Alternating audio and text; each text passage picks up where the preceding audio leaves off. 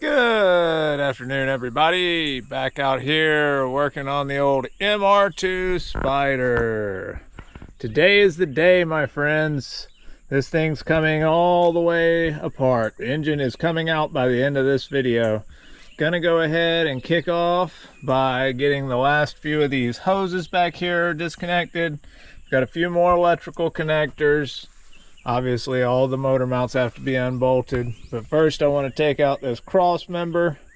So before I do all that, before I do the cross member and all, I'm going to get it up, put it on some stands, because I have to take out the axles and all the good stuff connected with the hubs and all that. So got to get the wheels off the back. I think I'm also going to take these side panels off while I'm at it, just so I can get a better look in there. Make things a little easier. And of course, the deck lid, hood lid, trunk lid, whatever you want to call it, it's coming off right now to give us better access. So let me go ahead. I'm going to throw you on the time lapse and we'll just continue disassembling from the top till I can get down on the bottom side down there and get all those things like the slave cylinder for the transmission and things like that. And we'll just keep on grinding until we're ready to lift this thing up in the air. So here we go, finally making some real progress. A lot of this is just boring stuff, getting off all those hoses, the throttle cable, the shift linkage, just so much mess, a bunch of electrical stuff, grounds, all kind of boring stuff. So I kind of tried to fast forward through this section, but just trying to get as much stuff disconnected and off there that could hang us up as possible, getting rid of that coolant reservoir. It's far better to spend your time now making sure and get everything disconnected, take a little extra time and make sure you get everything, because when you have this thing and you're trying to drop it out, it's so much trouble to then be chasing around hung wires and hoses. So my camera overheated as usual, but I figured what I was doing wasn't that interesting anyways. All I did was get all the rest of the electrical lines off, everything disconnected, the whole harness with the exception of one plug on the back of the alternator, the power wire on the alternator, and I believe the power wire and a plug on the starter as well. I probably could have got them off. They're just so close and tight in there, and I have so much additional slack now in this harness that my plan is just to go ahead and start dropping it out the bottom and then disconnect it once I get enough space to get a hand in there. I got the shift linkages disconnected, the slave cylinder also disconnected, all the hoses, the big return hose in the bottom, the fill hose to the top, just every single hose. This hose doesn't normally go here. I just stuck it there so it wouldn't drip anymore and be out of the way. But yeah, got all hoses, all vacuum hoses, everything I could find that I knew needed to come off. And so I also took the AC lines off up under the bottom, drained out the rest of the coolant that was in it. As you can see, those lines hanging there. You can do this without taking off the lines by disconnecting the AC compressor, dropping it down, etc., etc. But like I said earlier, you know, I'm building a race car. I'm not building a street car, so I don't plan to have AC, at least not at first. Probably never, but definitely don't need it now. So just got those lines disconnected. We'll plug them once we get the engine out. So the only thing holding us back now is to put this puppy in the air and go ahead and get the wheels and axles out, all the running gear out, and then I should be able to drop that cross member right there and then take out the rest of the bolts and drop the engine down. So back to the time lapse you go, and we're gonna pull out our engine hoist slash lift and get this puppy up in the air so I can get the wheels off. I can hear all the screaming in the comments now about how this is not the proper way to lift this thing, but hey, it's what I had. Do I recommend you do it at home? No, but it works pretty well if you do. So I got it up on the stands. It appears to be on there pretty good. It's not wobbly or anything, but I am going to leave this in place with it just like this, just in case if anything comes loose. I don't plan to get under it, but you know, obviously I got to stick my hands under it. So just by leaving this in place, just a little extra incentive. That way, if anything fails, this strap is not going to fail. That strap's rated for 10,000 pounds. The only problem I have is that it's on this pinch weld, but it doesn't appear to be fraying, so I think it'll be all right. So let's go ahead and start ripping off these tires.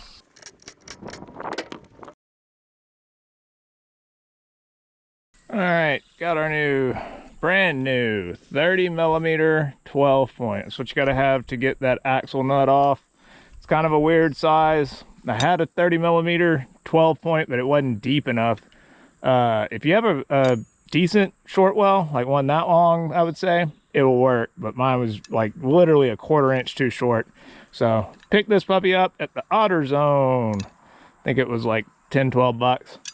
Neither one of my nuts are stated, so that means they've definitely been taken out before, because they were stated at the factory. My guess is they're not even going to be in there that tight. That's why I've just got it rigged up like this. If it's really in there, this isn't going to work. I'm going to have to lower it down to the ground to get more resistance, but I'm guessing this is good enough.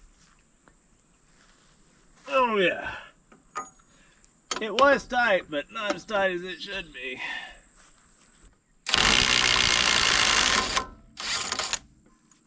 There you go.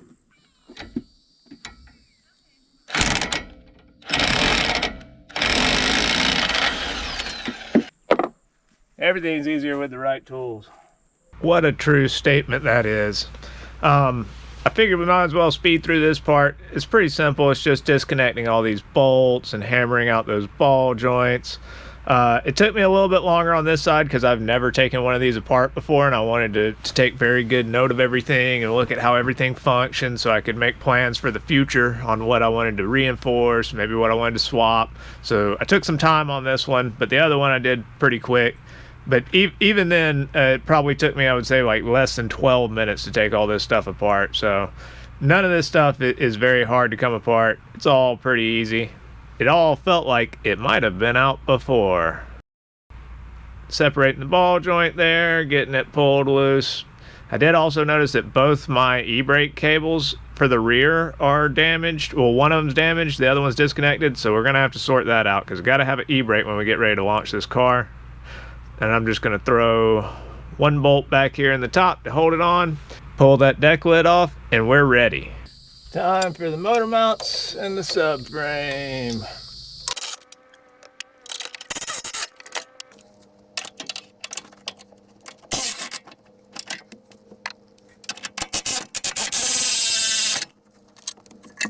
Definitely had a little moisture in there. And there's the subframe. Man, really dodged a bullet on that one. This thing does appear to be pretty much unscathed, which is quite a relief. Because if this was messed up, it was going to be a lot harder to know when I had everything else square. So by knowing that this is straight, or at least mostly straight, that gives us a big leg up. I do have to do some straightening on one of these brackets under here. That's about to be expected. All this stuff's thin, but this inner chunk, which is the part I was worried about, is good. So now that we got that out of there and one of them motor mounts off, let's go ahead and take the rest out and get this puppy out. Already got the one out. I crawled up under it, got the one out of the bottom. I didn't realize my camera had shut off, but it had. I'm gonna go ahead and take this one off next. I have it hooked right there, but it's kind of sketchy, so I'm just gonna take this side off first, then do the trans side, and that should be the last two, and it should go down to the ground.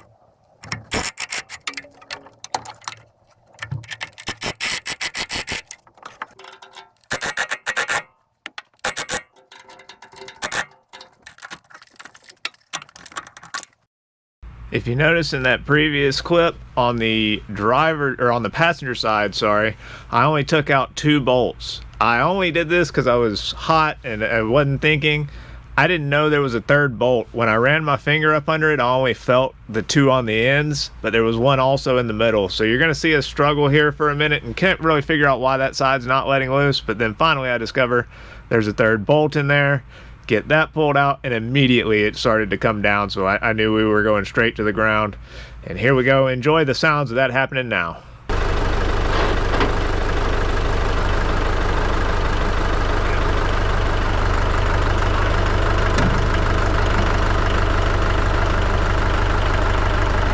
Back at it next morning. I went ahead, as soon as we got it set down on the ground like this, we just left it because it was getting dark.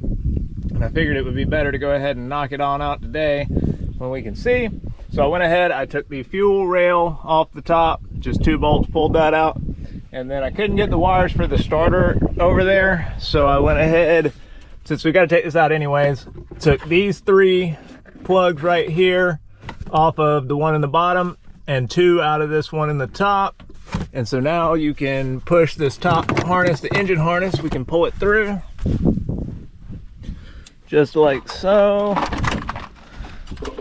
And then we'll be rocking and rolling, ready to lift it out.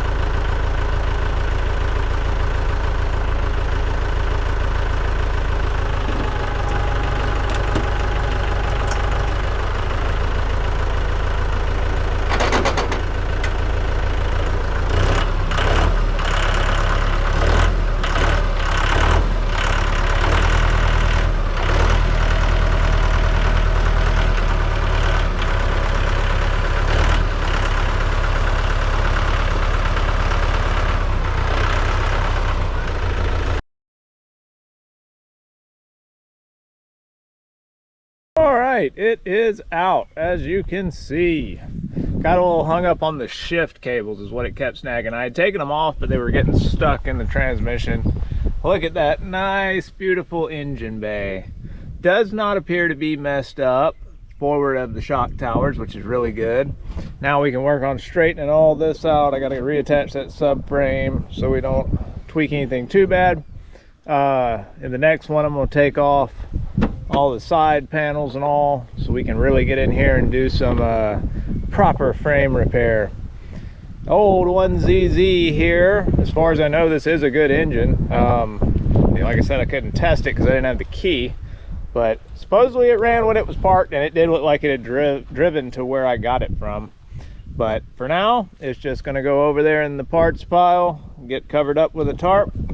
If anyone seeing this happens to be interested in this motor, transmission, axles, the whole deal, baby, holler at me. I don't want much for it. If you're in the Southeast US, holler at me through email. We'll get you set up with it. That's about it for this one. I'm gonna pack it all up, wrap everything up, because it looks like it's about to rain. Thank you all for watching. We'll see y'all again real soon.